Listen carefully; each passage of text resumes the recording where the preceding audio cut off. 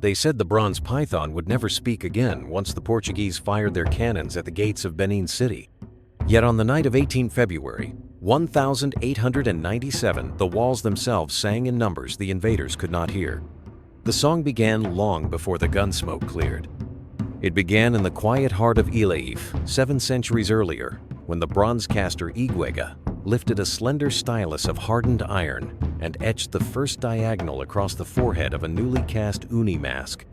With that single stroke, he fixed a ratio to 1.618 that the guild would call Arler Hopa, the witness, because it watched every form and kept every secret in proportion. Goldsmiths in Kumasi would later know it as the divine section. Renaissance Europe would baptize it Phi, the Fibonacci constant. Yet here, in the red dust of the Yoruba forest, it was already the breath of Yorubidar Unmila himself, the spirit of infinite pattern. Igwega's apprentices never wrote the ratio on parchment. They carved it into memory with the same chants that tallied the 256 Odu of Ifa divination. At dawn, they paced the circumference of the Ogboni Lodge, their bare feet measuring 16 steps for the diameter. Then 26 for the circle proof to any initiate that the world was threaded by a silent geometry older than war. When the Portuguese caravel São Jorge de Mina anchored at Elmina in 1482, the sailors saw only gold. They did not notice that the Akan weights they bartered for captives were miniature theorems. Each brass duck or leopard balanced to a logarithmic curve that mirrored the spiral of the galaxy overhead. Across the savannah, in the mathematically walled city of Benin, the Iwebo Palace Society kept a different ledger. On 12 October 1504, under the reign of Oba Esegi, the bronze casters were commissioned to record the victory over the Ida army. They did not engrave a battle scene in any literal sense. Instead, they cast a rectangular plaque, exactly 44.5 centimeters high height, derived from doubling the royal cubit of 22.25 centimeters. Itself calculated from the length of Esegi's forearm, measured at the instant of his coronation when the sun stood at zenith. Around the plaque's border run 48 tiny figures. 48 is not decorative. It is the product of 16, the number of the Oba's ancestral masks, and 3, the sacred triad of past, present, and future. When the British punitive expedition broke into the palace in 1897, the soldiers catalogued 928 such plaques, photographed them for the Illustrated London News, then crated them for the British Museum. The caption said, "Native Art." They did not mention that every plaque formed a chapter in an unwritten book on modular arithmetic. But the boldest cipher of all lay hidden in plain sight in the labyrinth of the Great Mosque of Djenné. On the night of 7 April 1906, the French ethnologist Michel de Zborowski crouched beneath the prayer tower, lantern trembling in his hand, tracing with a gloved finger the faint grooves that zigzagged up the adobe wall. He had expected Kufic calligraphy. Instead, he found a sequence of right-angled triangles whose hypotenuses decreased by exactly the square root of 2 each time they rose 1 meter. The Masons of Djenné, descendants of Mande master builders who had once raised the universities of Timbuktu, called the pattern Bolan, the hunter's net. Each knot in the net, they told their apprentices, captured a djinn of proportion. Once captured, the spirit would hold the wall upright against flood, drought, and the French artillery that loomed on the horizon. De Zborowski mailed a hurried letter to the Sorbonne. These Africans appeared to anticipate Pythagoras himself.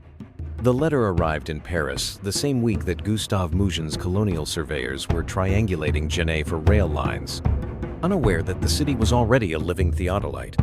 By 1931, when the British Museum curator William Fagg catalogued the Benin bronzes for the first comprehensive exhibition, he noted in the margin of his notebook a strange regularity. The pupils of the leopard heads were drilled at angles of 36 degrees, creating a perfect golden triangle.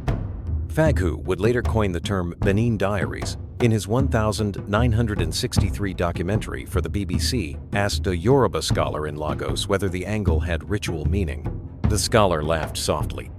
"Dr. Fagg," he said, "the leopard does not need geometry. Geometry needs the leopard." The camera crew captured the exchange, but the line was cut from the final broadcast.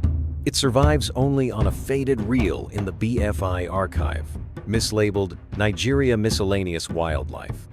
Yet the most haunting revelation waited in the dark.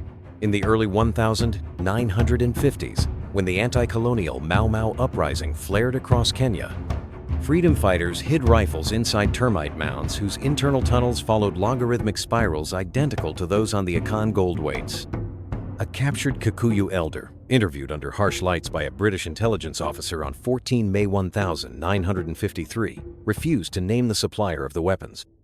Instead, he drew with a burnt stick on the concrete floor. First, a circle, then a square inside it, then a smaller circle inside the square. "We learned this from the walls of Great Zimbabwe," he whispered. "And the walls learned it from the stars." The transcript, declassified in 2006 and quoted extensively in Vice News's 2023 documentary The Legacy of British Colonialism is Still Dividing Kenya, records the officer's marginal note. Subject appears to believe stone structures possess ancestral memory. The elder died in detention 2 months later.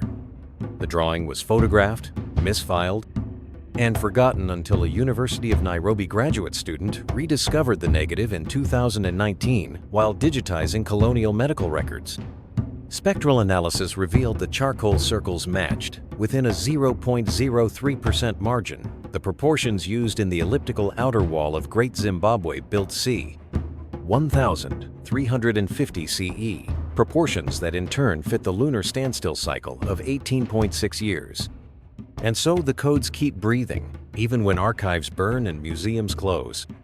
In 1977, the Nigerian curator, Okwi Enwezerlater, director of the 2002 documentation, stood before a shattered Benin plaque in the storage vaults of the Ethnological Museum of Berlin. The bronze had been cracked by Allied bombing in 1944. Its fracture line ran straight through the eye of a Portuguese mercenary.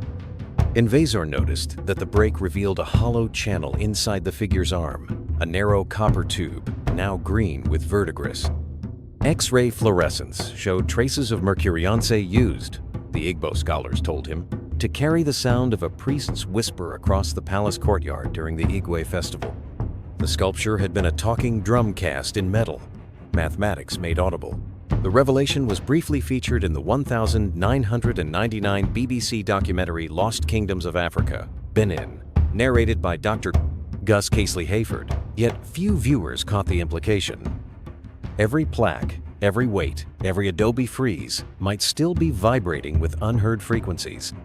A polyrhythmic archive of the continent's scientific soul. Night settles now over the savannah.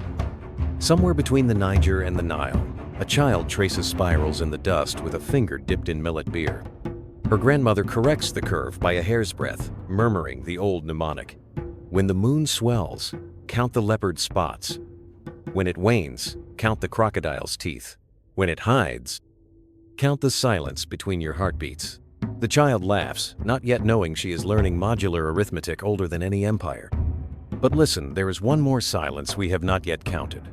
In the earthquake-proof sub-basement of the new Grand Egyptian Museum, a sealed crate awaits unpacking. Its accession card, written in hurried longhand on 21 November 1922, simply reads, "Objects from Tomb of Tutankhamun," unclassified. Carter's diary entry for that day records, "A curious bundle of reed pens bound with electrum wire, too fragile to disturb." No subsequent catalog mentions them. If opened, the reeds might reveal ink formulae encoded with the same golden ratio found in the Ive bronzes. Or they might contain nothing at all, only the faint scent of lotus oil and the memory of a scribe who once wrote the stars into stone. What else remains unheard, unmeasured, unsolved? History Off the Map is still listening. If this story has tilted your own inner compass, press like so the algorithm knows which frequencies to amplify. Subscribe so the next episode finds you the moment it is whispered from the archives. And leave a comment telling us which silent wall you would press your ear against first, because somewhere, the bronze python is beginning to hum again.